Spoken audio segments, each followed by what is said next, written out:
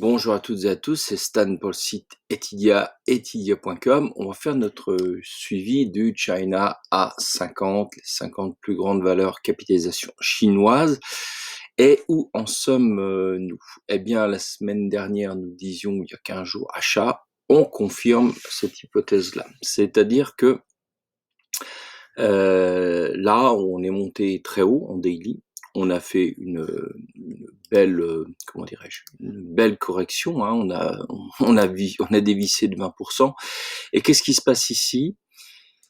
Eh bien là, on merdouille, on atterrit, on fait du support. J'ai presque envie de dire range, mais il n'est pas parfait le range, hein. Vous voyez qu'ici on est un peu donc là, c'est presque limite inquiétant parce qu'on se dit: «Ça va retomber».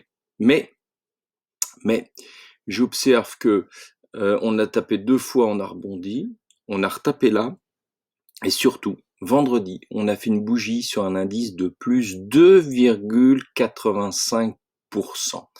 Sur un indice, c'est énorme. J'ai coutume de dire qu'à 1 ça a du sens et à 2 c'est très significatif sur un indice. Alors, si on reprend la méthode Genesis, où en sommes-nous? Eh bien, là, on a perdu, ici, on a perdu la tendance, donc on n'a plus rien en termes de tendance, ce qui est pas étonnant, en situation de range ou d'hésitation. On avait ici, la même situation, hein, c'est-à-dire ça part, plus de tendance et après on regarde ce qui se passe, hein. Donc typiquement, on s'oriente vers le sto. Ici, il n'était pas retombé complètement à plat parce qu'il avait déjà bien rebondi, donc il commence à aller vers sa zone de neutralité et moi je maintiens, l'achat, hein.